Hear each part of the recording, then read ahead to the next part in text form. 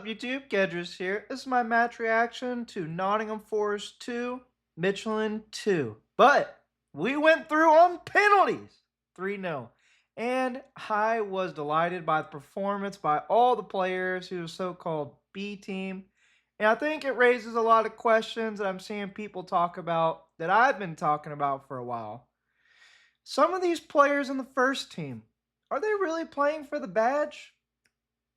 I don't know, but the evidence is damning. Let's get into it. So this is the team that was put out for the Midtjylland versus Forest match, second leg in the Europa League. I'm going to start with the other team. I think their goalkeeper, Olafsson, didn't have that good of a match. He made a couple of good saves, but most of our shots were kind of really in the center, except for the ones where we scored. Obviously, the looping header from Dominguez. I'll say it again, time and again. I love that guy. That world-class shot by Yates on his weak foot. Mm. Mm-mm-mm. And finally, of course, the penalties. We scored all three, but to be fair to him, all of them were like world class except for MGW's. Like top right corner, unsavable penalties. Absolutely excellent job. I don't think they really came to play. They seem to be time wasting from the beginning. I'm not criticizing that. I'm just telling you how they played. And I think overall, they didn't really come with the type of fortitude and mentality to win the game. And I think that really showed itself in the penalties. I mean, I don't think I've ever seen a team miss 3 straight penalties in a row. It's like really weird. I know the last guy slipped, but I, it was weird. And so they got knocked out. I do think they should have had more yellow cards. They were committing a lot of fouls, and I was getting really frustrated with the lack of accountability that the referee was giving them. So overall, I don't think they came to play. I think we deserve to win, but we got to talk about some things. So let's get to our team. Looking at our team, starting from the back, working our way to the front, Ortega had himself a game. He almost got himself into trouble, I think like one time. Luckily, it bounced to where he still had control, and he was calm as you like. Great game from him. His distribution was so night and day. Like, I think Sells is still a better shot stopper, maybe. I don't know. Maybe he's still injured. But Ortega's definitely our best distributor of the ball. He was making these pinging passes in between the lines, and I was like, holy crap. Some of them were insane. So I think I would like to see him in the dugout moving forward. Sucked he had that calf injury for a bit. Hopefully this gives Sells time to fully recover and not play kind of like 60% with his groin. Will he go in the summer? Will we re-sign Ortega? I don't know. I think it really depends on if we get relegated or not. But he looks good. I'm fine with him moving forward. Looking at the center backs, Zach Abbott. He was so good. I had questions about him. He played right back most of the season. But I tell you what, man. Playing right center back in a back three, I don't know what he looks like in a back four, but in a back three, he looked excellent. He was calm. He dribbled through players sometimes to retain the ball. He was is towards the end of the game, he kind of like his little like clearance passes kept going out of bounds, which is kind of annoying. But I'm okay with that because he was so good on the ball. Man, I'm really thinking this back three thing could be a real solution, especially when you got Jair Cunha coming back. You got Zach Abbott in the wings. Milinkovic just dominating when he's in that middle area and he's asked to be one-on-one with the striker. He usually dominates the striker. I just honestly the only weakness in this defensive line for me was Morato. Once again, his error, this kind of turning off, just resulted in the other team scoring, forced us to go to extra time. And it's these mistakes that I can't tolerate it, man. I really can't. He needs to go. He needs to go. We're looking at other left-footed center backs, obviously, to replace Murillo, who I think will go in the summer, although I would really prefer he didn't. we need to be looking at multiple left-footed center backs, and Morato needs to be one of the people that get on out of here. He's just too much of a liability. I love his passing. He's got good range. But the defensiveness, you're a center back. Defense should always be first for you. And he's just not good enough. Moving into the midfield, Ryan Yates, Nicholas Dominguez. Oh my days. Both of them putting on a world-class display. Both of them getting a goal. Oh my gosh. Every time Dominguez scores, it's always that looping header, man. I tell you. They honestly struggled at the beginning of the game, and I said it in my live stream that what was happening was both of them were going forward, and I said it. If one of them goes forward to press, the other one needs to stay back in that little space between the center backs and like the second line of players. So what was happening was that we would punt the ball or they would get the ball, and all they had to do was win the first, and there'd be nobody in front of the center backs. So I was saying, like, one of you needs to stay in the center, and we made that adjustment. Yates always wins his aerial headers, so he was doing a lot of good cleanup. He had kept possession of the ball, didn't make any bozo fouls, was making great passes. He just had an excellent performance and really kind of reinforced to everybody what it means to wear the badge. He was pressing, even in the 90th minute after playing 90 minutes into extra time. He was pressing, he was pushing. I think he pulled his hammy at one point. He was limping around with it. He's like, nah, pain is just pain. Pain means nothing to me. And so he kept going, he kept pressing. I just like he's the epitome of what I want to see in a player when it comes to spirit. I honestly fear what would be his kind of like trajectory if his talent was at the same like level as his spirit and his tenacity. But I love him, and I've always gone to bat for him. And like games like this just help me reinforce that maybe he's not a starter, but he should always be part of the team. Dominguez, obviously my favorite player. He's always giving 100%, always barking, always putting in the effort. He doesn't lead by his words, he leads by his actions. And I honestly, dude, I love him, man. I really do. He's one of the best players. Maybe not talent wise, but when it comes to what I want in a player, he's one of the best I've ever seen.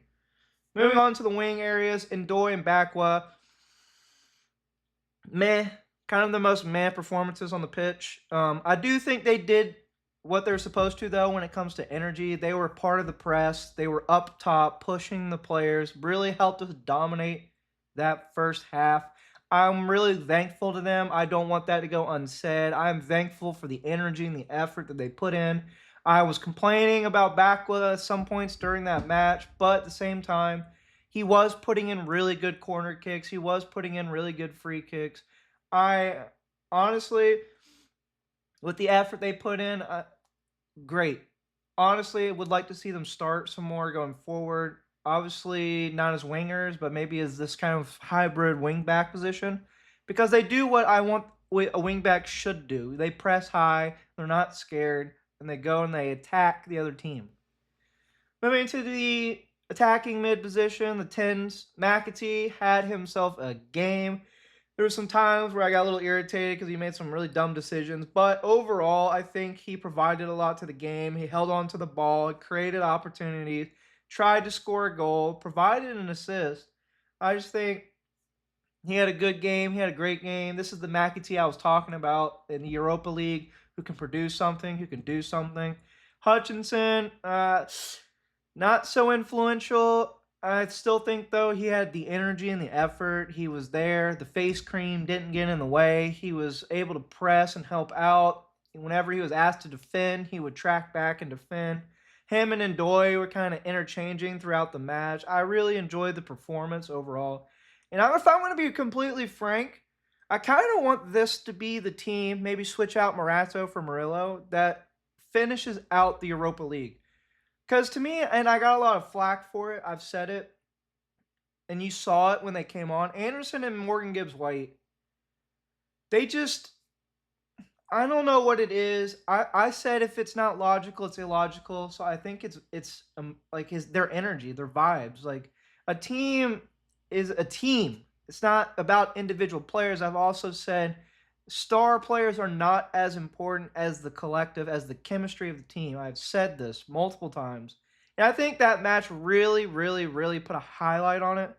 And a lot of people gave me flack for it. I think, especially MGW, I think he needs to take some time on the bench. I really do. Like watching him come on and wave his arms about, scream at these players who put us 2-0 in front, who are giving all this effort, who are pressing, doing everything they could, and to be there sitting there waving your arms and screaming at them.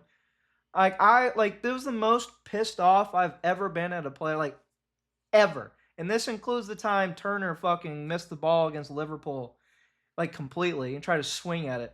Like that was the stupidest thing I've ever seen.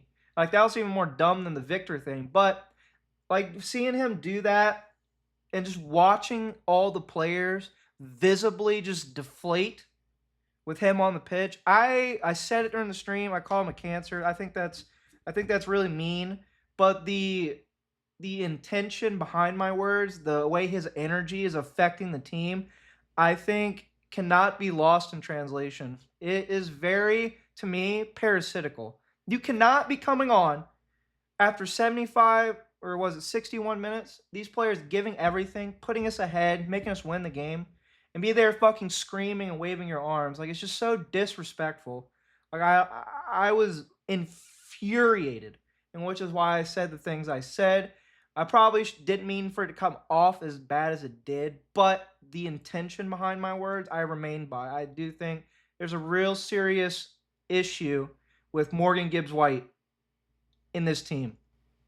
Moving on to the striker position, Lorenzo Luca had an interesting match. He did a lot of things badly. He did a lot of things like very good. His shot taking was terrible. His hold up play was excellent. He didn't win a single fucking header, but somehow he kind of figured it out about 10, 15 minutes in. He figured out, you know what? Instead of trying to like win the ball with my head, let's just win it with my chest. So that's what he would do. He would just box out the center back and just chest it down. That guy didn't win a single fucking header. I don't understand it. I don't understand it, but it's whatever. He won a lot of balls. He held up the ball really well. Did all those things excellent. The passing was decent. Shot taking was terrible. There's a couple times he got thrown around like a rag doll, which I think should have been fouls, but like you should be stronger than that. I still don't think we should sign him, but it was an improved performance, so I think it was okay. It was an average. It was maybe a slightly above average performance. Still wouldn't buy him though. But great job, Luca. Great job. Moving to the bench. All right. Well, you know what? I've talked about a couple of these players already. Nico Williams, he came on. I had an issue with him early because he was not pressing. He wasn't giving that same aggressiveness that Ndoye and Backwell were giving, and that caused them to break the press a lot. I do not know if there was an instruction for us to play more defensively. It seemed from the changes, being Williams, Murillo, and Gibbs White, that we were trying to be more solid defensively. My problem with that is we didn't really need it. We were kind of just winning already.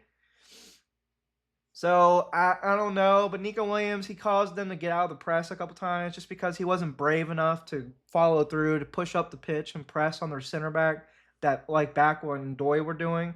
So that caused them to break the press and have more possession of the ball, get more into the game. That was my only problem with him.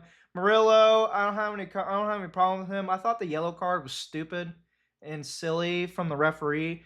I don't have an issue with him. I don't think he was at fault for any of the goals or anything. And to me, at least, he didn't do any like stupid suicide passes. So he came on. He did what he was supposed to do. He kept it solid at the back. One mistake from Morato is the only chance they really got. So, good performance. Nothing bad to say. Morgan Gibbs White, I already talked about him. I'm not going to talk about him again. Ola Aina came on, was really, really good. I don't know. He got a ball like really early when he first came on, and he just like ran out of gas going into the box. I was like, bro, you just came on. Why are you already out of gas? Like you can literally see him just be like.